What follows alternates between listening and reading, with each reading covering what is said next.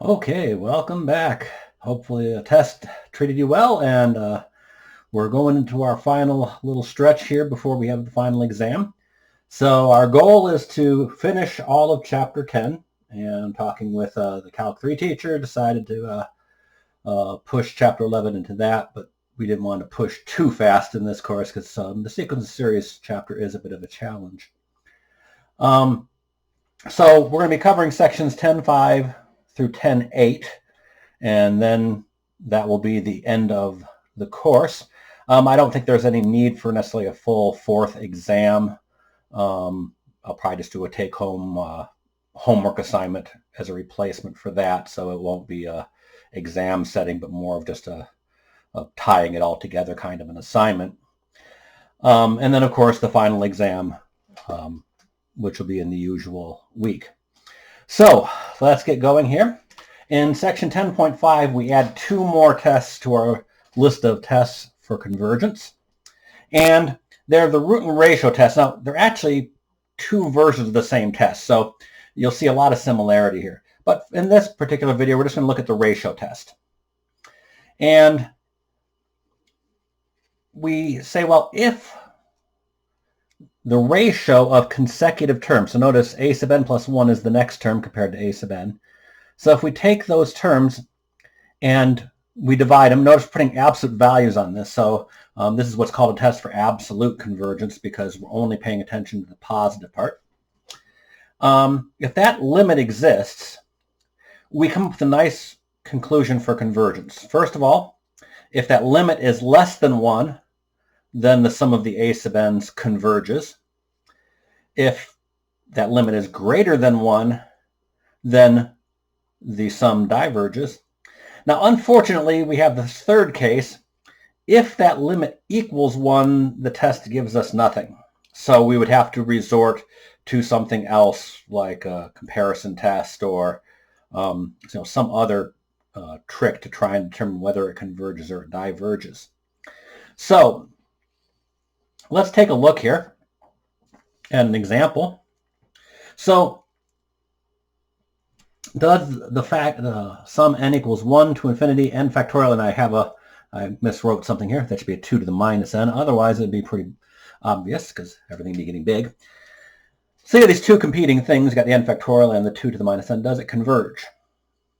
And the problem when you have factorials is they're hard to deal with when you're dealing with limits because, well, you can't take a derivative or anything like that because they're only defined for the whole numbers.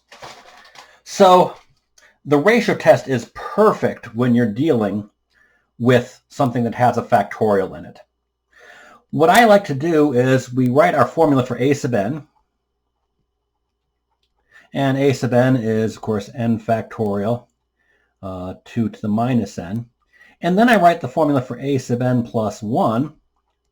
That's going to be n plus 1 factorial 2 to the minus n plus 1. And so then we want to take the ratio. So the absolute value of a sub n plus 1 over a sub n, and we'll get that. Let me see here. N plus 1 factorial 2 to the minus n. I'm going to distribute that negative through minus 1 over n factorial 2 to the minus n.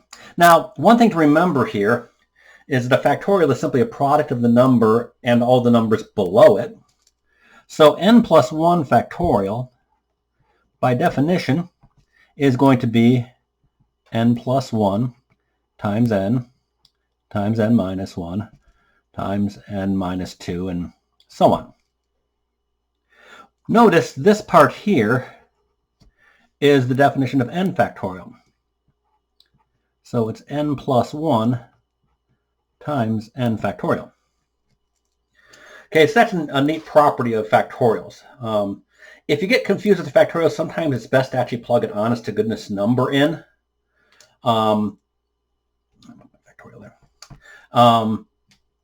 And see how that works. Take 5 factorial compared to 4 factorial, multiply it and see how it all works if you get confused with them. So this ratio, well, we get a cancellation there. We get an n plus 1.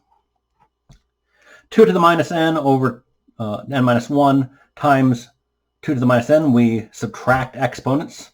So we take minus n minus 1 minus a negative n. So that goes away. And we're left with just a 2 to the minus 1. And it's pretty clear here in this case, the limit as n approaches infinity of 2 to the minus 1 times n plus 1 is going to be infinity, which is obviously a whole lot bigger than 1. So we're up in this case, and we know that the sum diverges.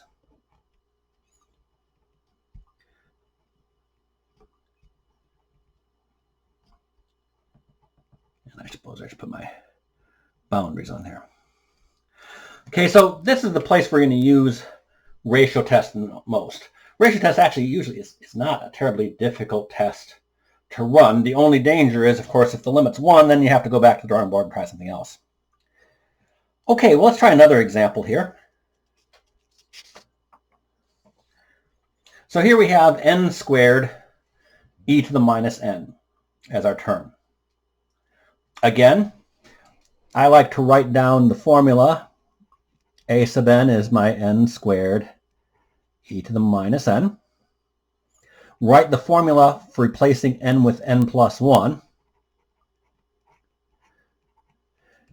And this is probably the place, if you're not careful, you can make mistakes. So notice when I put it plus 1 in there, it's not n squared plus 1, it's n plus 1 quantity squared. You know, just being really careful with your substitution here.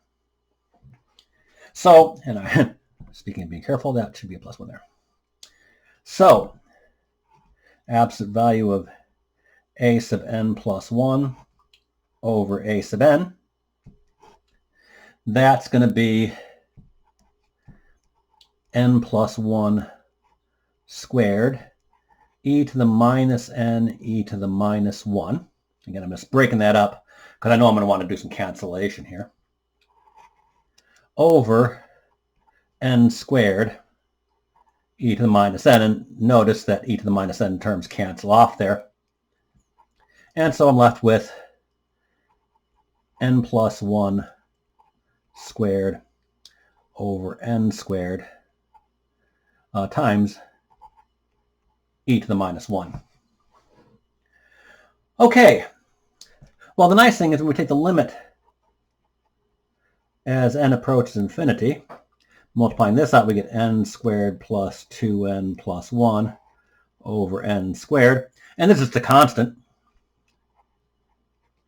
Now, you can go off a little bit. In this case, it's pretty obvious. This fraction is going to go to 1.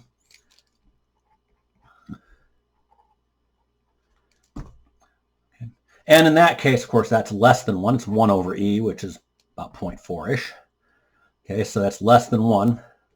So the sum n equals 1 to infinity of n squared e to the minus n, that converges. Okay, so that gives us a couple examples of the ratio test. And all we're going to do when we go to the root test is we're going to have a different method for finding this L. So we're going to find there's another way of computing this out. Now, one warning is the root in the ratio test, the limit is the same. Now, that's a tough thing to prove, but we'll take it as a given that the L you get for the ratio test and the L you get from the root test are identical. It's just a different way of computing it. And the root test works for things where you have e to the n power a lot. So if you find one and if you end up in this case where it's inconclusive, say the ratio test is inconclusive, don't try the root test because it will also be inconclusive. They give you the same number just through a different way of computing it. Okay, so that finishes it for this video. And the part 2 video is basically doing some examples of the root test, which is the other side of this test. And we'll also look at a couple problems and think about how do we decide what test to bring into the mix. Okay, well, We'll talk to you when we get to section 10.5, part 2.